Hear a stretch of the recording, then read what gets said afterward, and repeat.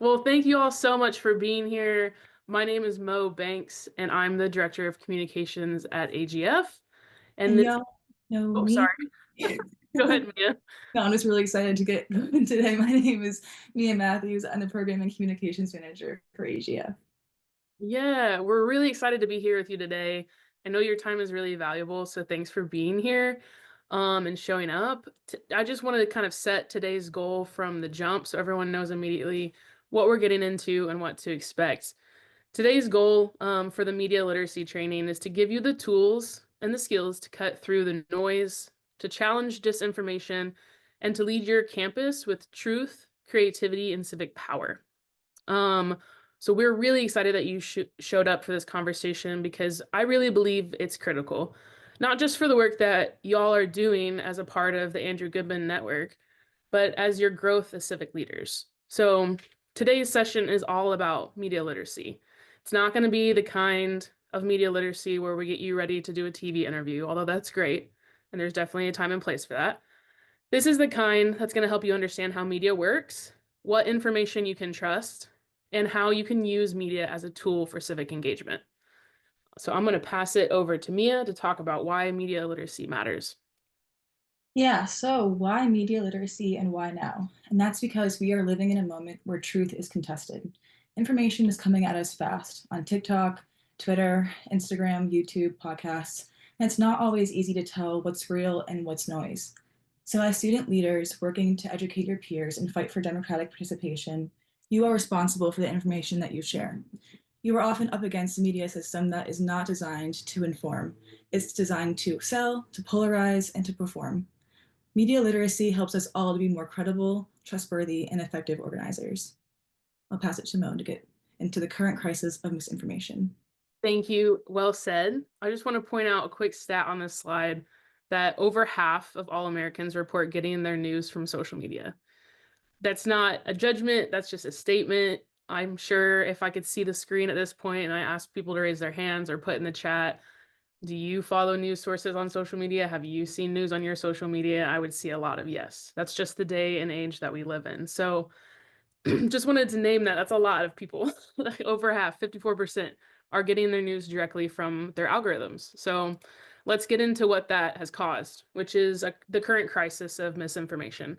I'm sure that if you're on this call and you're part of the Andrew Goodman Network, you know that misinformation is rampant right now.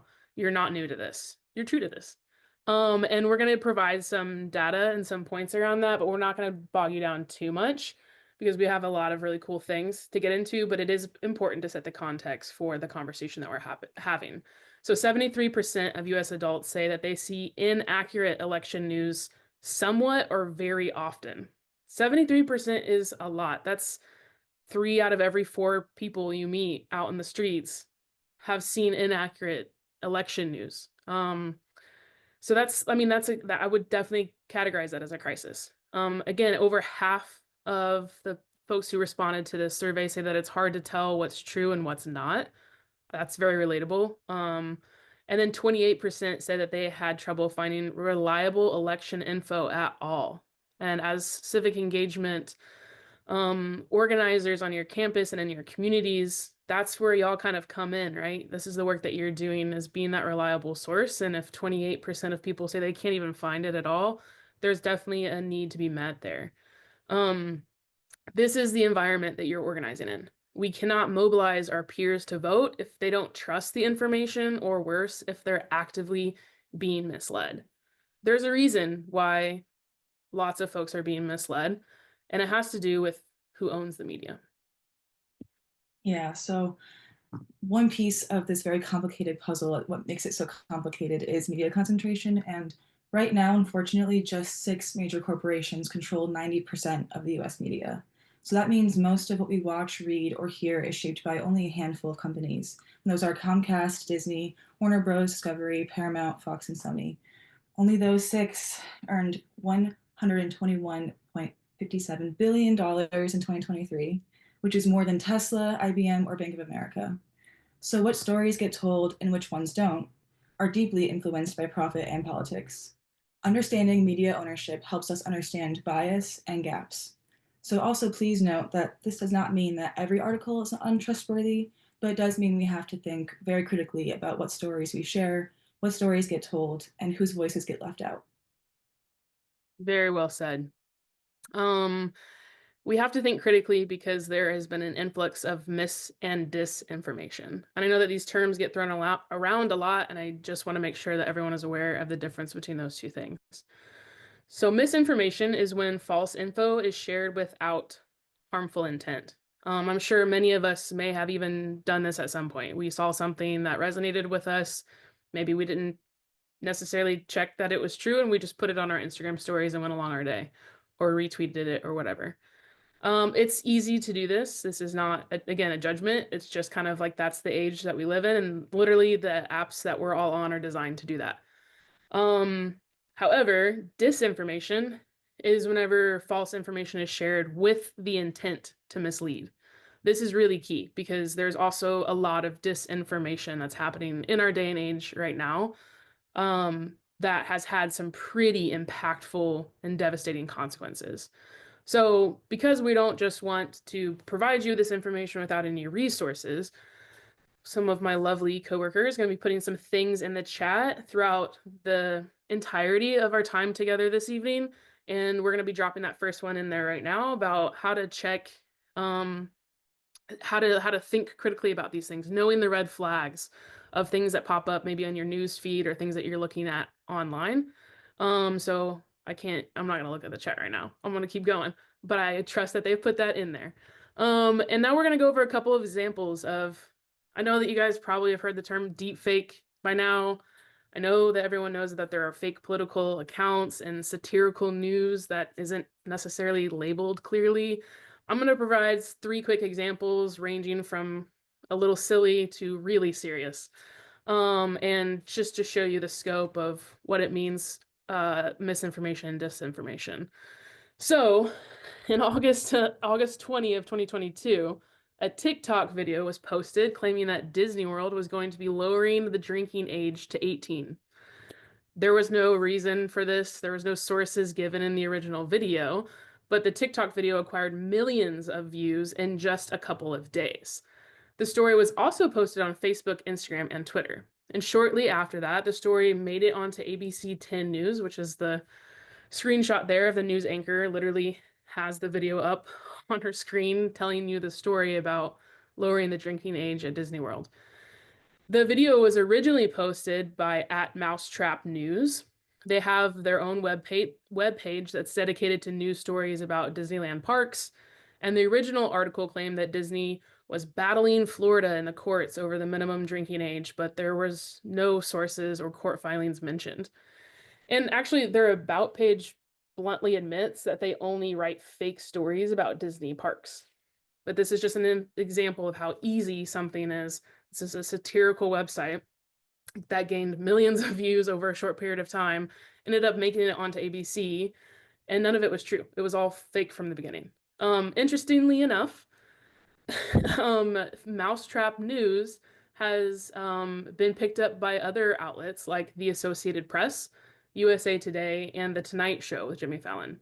They've all used Mousetrap News in their news stories. So, again, like not maybe as serious, but definitely showing how quickly these things can spread, with if we're not checking properly where the information is coming from. All right, moving on. I don't know if you've seen this meme. I know I've definitely seen it, but it's a picture of Teddy Roosevelt supposedly riding a moose, and it's always followed with this caption of "You may be cool, but you will never be Teddy Roosevelt riding a moose cool." And while that's hilarious, a lot of people out there maybe think that he rode a moose. It's not that far of a stretch. We don't know what was going on back then. But however, this picture originally, there is no truth to it. So it was a part of this this photography firm, Underwood and Underwood, posted this in 1912 as political satire. It was a part of a series of photos called The Race for the White House, and it appeared in newspapers like the New York Tribune, San Francisco Call, and Richmond's Time-Dispatch. However, there has been a recent resurgence in modern social media, and it's led many people to believe that, in fact, Teddy Roosevelt did ride a moose. So This was just Photoshop, early day Photoshop. Um, Again, not too many ramifications for it, but it is an easy example of how something gets shared. A lot of people might think it's true, however, it's not. A more serious example is that there was a viral video from October 24th, 2024, which was right before the election, that shows someone destroying, supposedly, mail-in ballots for, at the time, former President Donald Trump in Bucks County, Pennsylvania. The video amassed hundreds of thousands of views before it was debunked by the local election officials and the district attorney's office. The video was found to be made by a Russian actor in a broader effort to raise unfounded questions about the integrity of the US election system and to stoke divisions among Americans. This news story that was posted on October 24th coincides with actual news stories where ballot drop boxes were being attacked. If you'll notice the date on the picture there where it says ballot set on fire, that's October 28th. The timing is, I don't believe, coincidental. This is something that can happen. Fake videos and disinformation, or in this case, misinformation, can have dire consequences on our democracy. Luckily, this video was found to be fake quickly. It was removed, and pretty much every major news outlet covered it as a fake story. However, that doesn't mean that there weren't hundreds of thousands of people who saw it and either didn't see the follow-up news stories or just went along with their lives thinking that this was true. Again, can have major real-time impacts, especially in the civic engagement work that we're doing. Yeah, knowing how to spot these things is getting increasingly difficult and important. So, how do we start thinking critically about these things? I think it's important that we start by understanding the difference between different types of content that we come across. There are many different types of news stories, and it's pretty easy to get them confused or mixed up. So, here's a quick breakdown. News is factual reporting. It's what happened, not much to read in between the lines about. An opinion is just that, someone's personal take on the news. An editorial is the publication's official stance on a situation or current event. An op-ed is an outside writer's opinion, often trying to persuade the audience of a point that they're trying to make. So now, if you wouldn't mind joining me in doing a little exercise, click on the link on your screen here, and we'll put a few headlines and you can drop into the chat whether it's news or opinion. Yeah, so we're gonna do this little quiz together, and I want y'all to participate because I'm not gonna click the button until I know. And Mia's gonna help me by looking in the chat.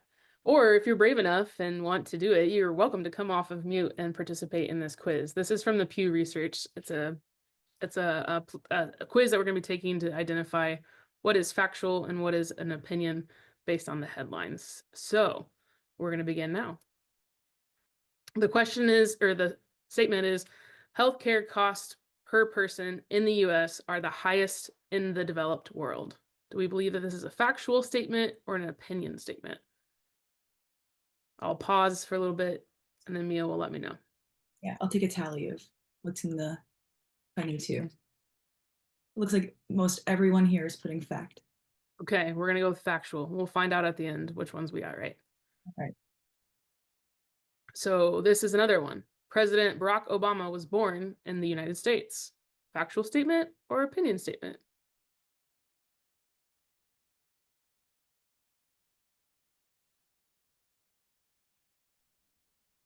Same thing as last time. Everyone's putting fact.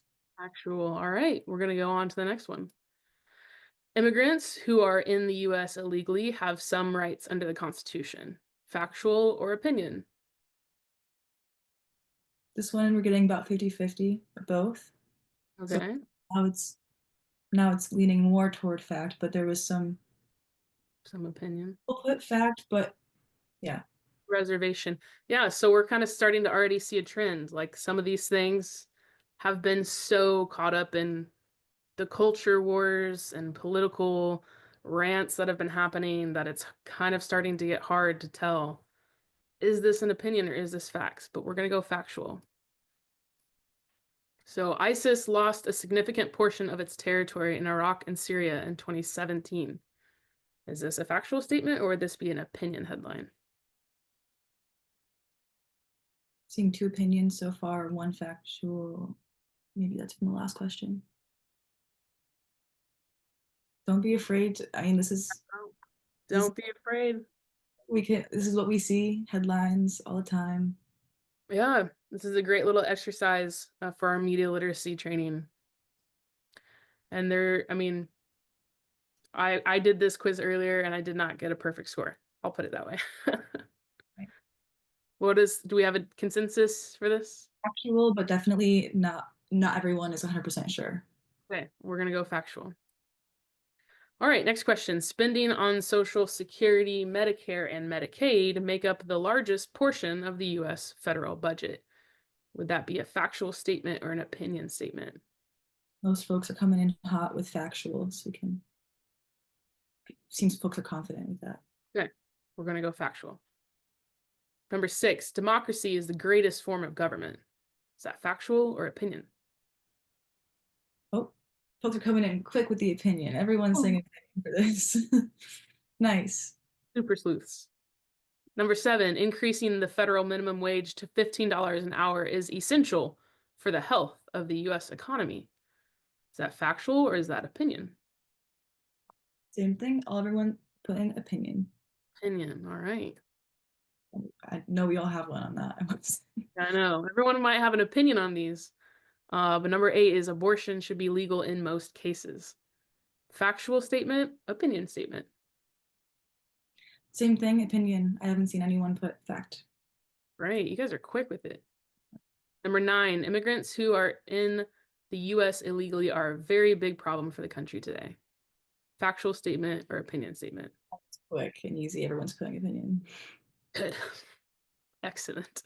Government is almost always wasteful and inefficient. Factual or opinion. Pouring in with the opinions again. Lots of confidence with that. So many smart people on this call. Let's do this. All right, it's generating our results. And here we can see check marks are the ones we got correct. Look at that. If there are any X's, they would show up. But y'all are so smart and got them all right. So good job. I guess the training's over. Everyone have a good evening. No, I'm just kidding. Kidding. Good job, everyone. That was a great little exercise. Thanks for participating with us. We'll go back into the slides now. Okay.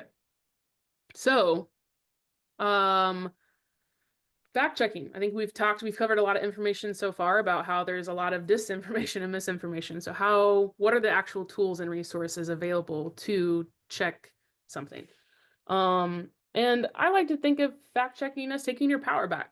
It's not all doom and gloom out there, and you can be in charge of what media you take in and how to check if it's true or not. So this is what fact checking is all about. On the slide here are several different websites that you can use to fact check whenever you read something online or hear something from your peers, professors, or parents. And I do believe those should be shared in the chat as well. Some questions to keep in mind always whenever you're reading something online is who is publishing this? It's a great question. What are their sources? Can I find this information somewhere else? Or is it only by chance on this one page? That would be kind of suspicious, right? You could ask who shared it and how did this information end up on my feed? Those are good questions. Is this someone that I'm following already and that's how it ended up on my feed? Was this an ad that someone paid for it to show up on my feed? Was this someone's random cousin who lives in a place where I don't live, who somehow, because of how the algorithm work, it's just on my feed now? I don't know. It's good to ask those questions. So, speaking of algorithms, Mia, Yeah, speaking of algorithms and information showing up on our feed, let's talk about social media platforms. And unfortunately, they are not neutral. Platforms like TikTok and Instagram show you content based on what you already like, not what is most true or relevant. And that's how you end up in something called an echo chamber, where you're only seeing opinions you already agree with. That makes it harder to learn, harder to build coalitions, and harder to grow. According to research done at MIT, false information or fake news spreads 6 times faster than the truth, especially on platforms like Twitter, Instagram, and TikTok. Have you ever seen something go viral on social media that turned out to be false? Please, if you have, drop the example in the chat or come off mute and let us know. I'm going to pause because I want to see your responses because I know we've all seen something. and if no one has one, I can tell a story. Okay. I don't know why, but several months ago, it went viral that Dolly Parton had died, and it was all over my timeline. And I was like, what? And I had this whole moment where I freaked out because I love her. And I was upset that no one in my life had told me first. And then after a while, I was like, no one else is talking about this. This is crazy. And I looked it up and it was false. So I don't know why that was all over my timeline all of a sudden for no reason, but it happened and it spread really fast. So I don't know if anyone else saw that, but she's, as far as I know, alive and well. Thank Thank goodness. goodness. Jinx. Did anyone, it's okay, but did anyone share anything in the chat? I don't want to skip over again. I figured. All right. So we've covered a lot. We've talked a lot about the dangers of disinformation and how algorithms shape our feed. So let's pivot into something that's actually usually working in your favor, local journalism. So when you think of the news, you might immediately picture national outlets like CNN or the New York Times or NBC. But the truth is, some of the most impactful journalism is happening right in your backyard. It's happening on your campuses, it's happening in your cities, and it's happening in your communities. Local journalism is the first line of defense against government overreach, corruption, and even voter suppression. It's also one of the most effective tools we have for civic engagement. Local reporters are the ones who are showing up to your school board meetings. They're the ones who are investigating local election law changes and who are tracking where polling places are closing or being opened. Yet local newspapers are disappearing at an alarming rate. According to a, a 2023 report, we've lost more than 2,500 local newspapers across the country in the past 2 decades alone. So, many communities are now considered what's called news deserts, which means that they have no reliable source of local news at all. So some of you might be familiar with this. We all are coming to this call from different parts of the country. You might live in a place that's considered a news desert, where you don't have a local newspaper, you don't have a local TV station, you don't have a community radio. That's very real, and it can be hard for you to track what's happening in your own community, which is devastating. Because, like I mentioned, the local journalists are the ones who are showing up at these things that really do impact your day-to-day life. And I know that you've probably heard over and over and over again that like there's so much power that happens in local elections because it's true. While the federal and the national elections get all of the attention, everyone gets super riled up because they are really important. The things that are impacting your life, especially as a student, are these local elections, these local school boards, the things that are happening in your community. And so local journalism is a great place to get connected for that very reason. So that's why like your student newspaper or your city news outlet, independent blogs, or even community newsletters matter so much. They're not just writing stories, they're documenting history and they're building community and they're holding people in power accountable. So let's not overlook your campus newspaper because we've also seen Andrew Goodman ambassadors get featured in their student newspapers for everything from registering voters to advocating for on-campus polling sites. These articles inform and inspire your peers in a way that national headlines never could. So, speaking of some powerful tools that are outside of mainstream media, Yes, so what media. do we do when local media, oh God, can you see me? Yeah, Can you hear me? Great. Okay. yeah. So what do we do when traditional media does not tell a full story? When campus newspapers are also under-resourced or local journalism disappears altogether, we make our own. That's where alternative media comes in. Platforms like zines, Substack, newsletters, podcasts, and community radio. These tools help us reclaim the narrative and speak directly to our communities on our own terms. Zines is short for magazines or fanzines. They are DIY publications, handmade booklets, posters, or graphics used to share stories, ideas, and information. They can be digital or physical, artsy or text heavy, educational or emotional. Zines are rooted in activist history. They've been used in punk culture, feminist movements, labor organizing, prison abolition work, and now in voting rights and civic engagement. Why? Because they're creative, accessible, and powerful. On campuses, zines can cut through the noise in ways emails and flyers can't. They feel personal, And you can leave them in common spaces like dorm lounges, library tables, or even slip them underneath swing doors. They can be collaborative, visual, and even fun. Yeah. And we want you to know what they look like in action. And before we pass it over to our special guest, I just want to mention that there are lots of alternative media that the Andrew Goodman Foundation provides. So we have a Substack, we have newsletters, and we also have a podcast. Things that we've mentioned in this section are things that we're trying to be present in because we understand that that's really important for getting the news out about certain things. So, without further ado, I'd love to introduce our Andrew Goodman campus team at Pace University, who created a zine last year as a part of their voter engagement work. They used it to educate peers about upcoming elections, share resources, and build trust with students who don't always feel included in campus-wide efforts. I'm going to hand it over to them right now, and they're going to walk us through how they made it, how they used it, and the impact that it had.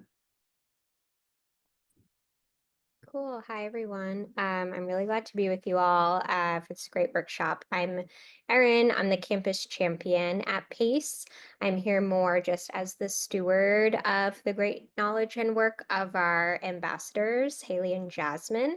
They are both graduating seniors and in very busy schedule times. And so I am here to just kind of represent their great work and here as like a ghostwriter of the zine.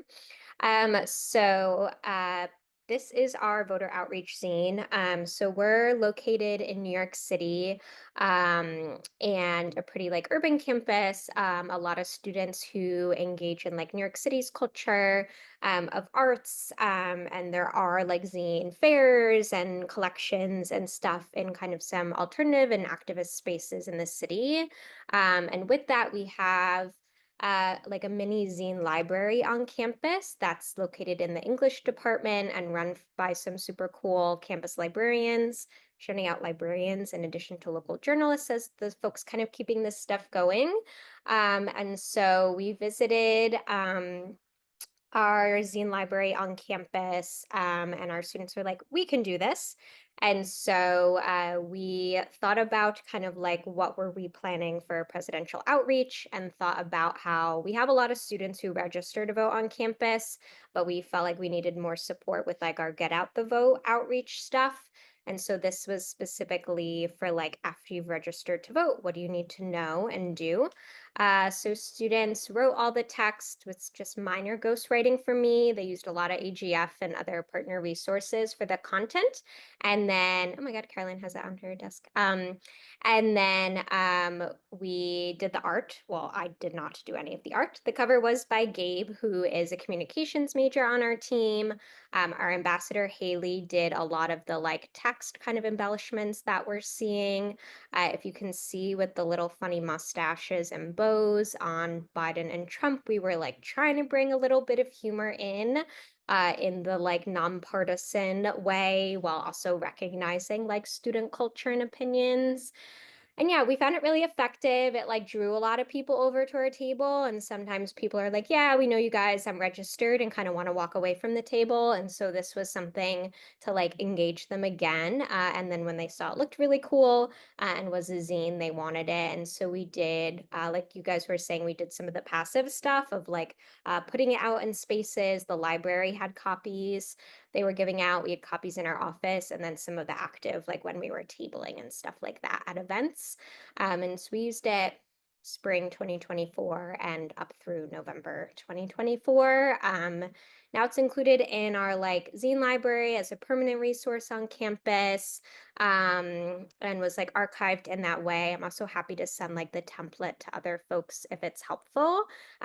One of our things was like we didn't know zine templates and stuff and how to do the logistics of it. And so, yeah, I'm happy to elaborate more, answer any questions, or also pass it along. I know I had 5 minutes-ish, but I honestly have no idea how long it's been. So let me know if you have questions for me. Yes, please. Anyone have questions for Erin? Has anyone else used zines on their campus yet?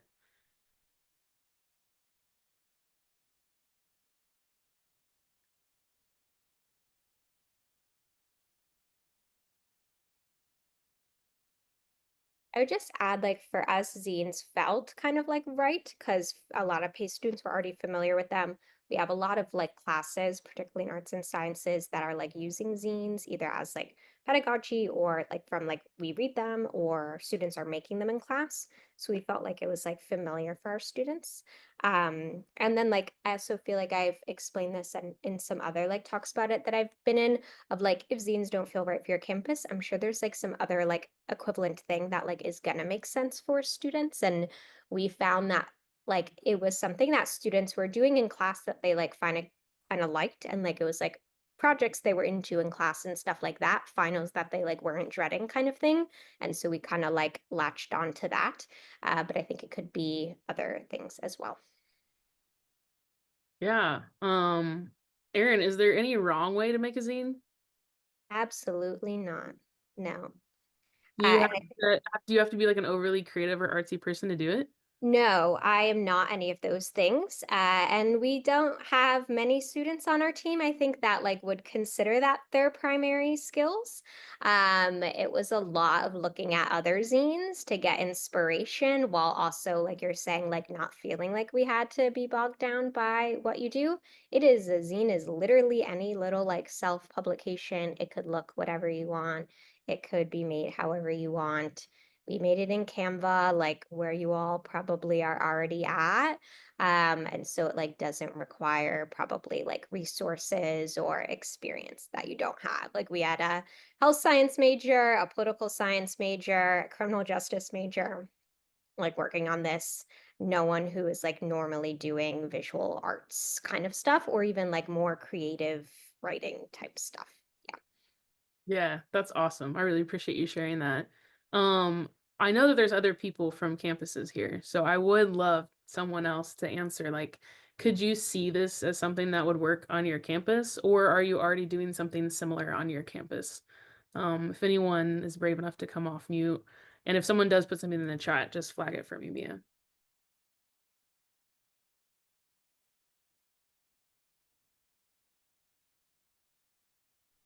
In the meantime, oh, are you I going? see something in the chat from Bo from Elon University asked, was this printed as a physical copy for students or more so posted on social media? It was printed.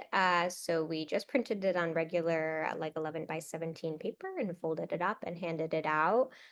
We did sometimes like post on, or Haley and Jasmine posted on the Pace Votes Instagram that they'd be handing it out. Yeah, exactly like Caroline has.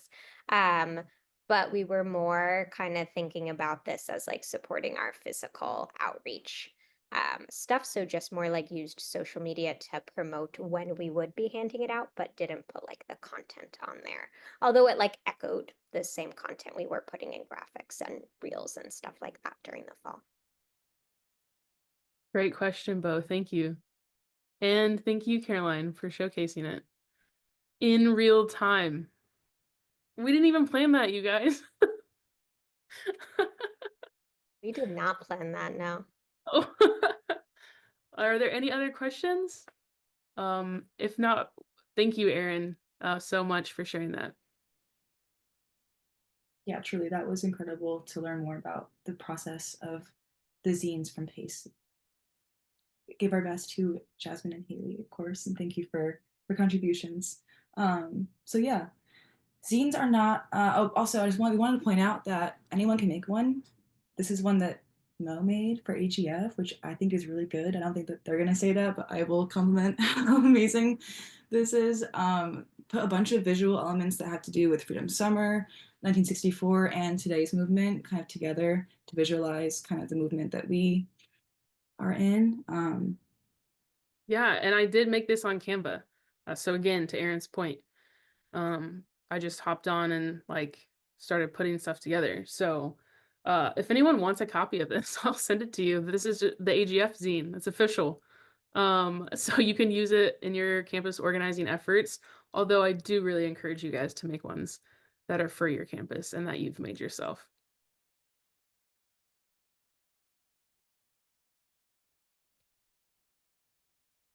So yeah, the zines are not the only alternative media tool. Thankfully, we have some more. You can also use Substack, where anyone can start a newsletter in under 10 minutes. I will verify that I did it myself for AGF. So if you're writing reflections, recaps, or calls to action for your peers, consider turning that into a shareable resource. We started one just a couple months ago, and so if you'd like to be featured on it, please let us know if you have a story you want to share. We'd love to feature you. Some other alternative forms of media are podcasts, university radio, and blogs. These are all platforms where you can be the storyteller yourself. You don't need a journalism degree to educate your community. You need a message, a medium, and just a little creativity. That's right. And to Mia's point, we would love for you guys to be on our Substack. I might have an inkling that I'll be reaching out to Pace University for a nice little zine story. But I would love to feature anything that y'all are doing. If you have something coming up that you're excited about and you want to showcase it on AGF's Substack, let me know. If you're not familiar with what Substack is, it's something that where you can write kind of like in a blog form, but you can also share videos and pictures and get really creative on it. It doesn't just have to be words. So I would love to feature anything that y'all are doing as a campus team, or even your personal reflections of what it's been like as an AGF ambassador and what civic engagement means for you. I mentioned at the beginning of this section of the slide that AGF also has a podcast. We have 4 seasons of materials that we've put together for y'all to listen to. One of the seasons is literally all about voter education. It's like start to finish how to vote basically, and we go over how to register, how to fill out your absentee ballot, how to vote early. We have featured some of y'all on the podcast, Andrew Goodman ambassadors and campus champions. We've had alumni on there. It's a really fun and accessible way to get conversations out there that are about topics that you care about. And anyone in this day and age could start a podcast too. We don't have fancy equipment. We ain't in a studio. We are literally recording on Zoom and stripping the audio and then light editing in GarageBand. I hate to give away our secrets, but that's all it is. And you could do that, and you could have these stories in that format. It really is an accessible tool, which is awesome. We love that because whenever we, take away the barriers of entry, more people's stories can get told. And as we talked about at the beginning of the call, when 6 companies own 90% of the media, there are lots of stories that are not being told. And as civic leaders on your campuses, you could be the ones telling the stories that aren't being told. You can be changing the narrative and being in control. And you can do that through all sorts of stuff. Also, if you don't want to be in charge of maintaining a podcast and you just want to be on a radio, I know that there's lots of universities that have radio stations. Getting connected and featuring a story about what your campus team is doing, awesome. That would be super cool. And of course, like we have our regular blog page on our website, or you could start your own blog as well. And just as a way to be history keepers, as a way to, like I said, share stories and get the word out about stuff. In a day and age where there's just so much stuff that's not true, like being the voice that's true is that's amazing, and y'all have that capability. And that's why I wanted to host this training with everyone. So if there's anything else that comes to mind, please drop it in the chat that we haven't named. I loved the shout out from Aaron to libraries because I love me a library. And they have so many good resources, and that's such a, I think, underutilized civic engagement space. That I would love if there's any campus teams that have creatively used libraries in their civic engagement work to reach out to me, to, chat through what that was like. All right. So what a journey. Wow, we're at the end, you guys. We have covered a lot today. So from navigating disinformation and understanding media ownership to reclaiming our power through some alternative media and zines, all of this leads to the big takeaway that media literacy isn't just a nice skill to have, although it is. It's also a civic survival skill. It's how we stay grounded in truth. It's how we protect our communities. And it's how we build trust. That's just something that's super important, probably now more than ever in 2025. And as Andrew Goodman ambassadors, like I've mentioned before, you're already stepping up in huge ways for your campuses. You're registering voters, you're advocating for polling sites, you're educating your peers. But now we hope that you leave this training with another tool in your toolbox: the power to decode what's real and to create what is missing. So here are a few of our calls to action. Fact check before you post, please. Cite credible local sources if available in your civic engagement work. Create your own media. Start a zine or a Substack or write for ours, a campus newsletter, or even a unique Instagram story series. You don't have to necessarily even create a new platform. You could use if you guys already have Instagram pages for your campus teams and you showcase the work that you're doing, starting like a story highlight and doing like a unique series where you're interviewing other people and like you know have this archive of all these different interviews of like what civic engagement means to peers on your campus. Just an idea. I mean, you guys can take it and run with it in whatever direction, but you can do that with the stuff that you already have.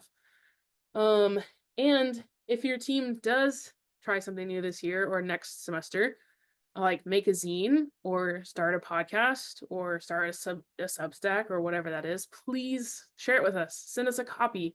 We would love to feature it on all of our platforms in all of our communications. That would be super cool. And just remember that you aren't just reacting to the media landscape. You're shaping it. You are becoming the voices and the leaders that people will trust in the face of noise and lies and confusion. When facts are under attack, when truth is distorted, and when communities are flooded with false information, your leadership will be what cuts through. And our executive director says this a lot, and I agree, but democracy works best when people show up. And that does include showing up to tell the truth, to amplify real stories, and to help others find their voices. So we will leave you with this slide to write down our emails. I'm Mo Banks, the director of comms, and Mia Matthews is the programs and communication manager. We make up the comms team at AGF. If anything's, sparked something in you, you want to kind of like talk through an idea, you just don't know how to get it started, send us an email. We will workshop stuff with you. If you want our help getting stuff placed in your campus newsletters or newspapers, and you want to write an opinion piece or an op-ed or something like that, let us know. We'll do edits, we'll do drafts with you. We will help get you connected to the journalists that are in your community to try to get those things placed with you. If you are hosting an event on campus and you want someone to take photos of that event, reach out to us. We have money to hire photographers and they show up and they take these really cool pictures of you guys doing sick stuff on your campus. And then you guys have those photos and you can use them for whatever you're doing. And we can promote the work that you're doing with our network as well. So please don't forget about those things. And of course, I'm going to plug it one more time. Subscribe to our Substack. We would love to feature you. We also have a variety of newsletters that we produce. It's not just like your Vote Everywhere ambassador newsletter that you get every Monday. We have other ones like a Voting Rights Roundup. We also just have like our monthly AGF newsletter that recaps what we've done in the month. There's lots of different ways to stay connected with us, but we genuinely appreciate you coming to this training and connecting with us in this space. It really means a lot.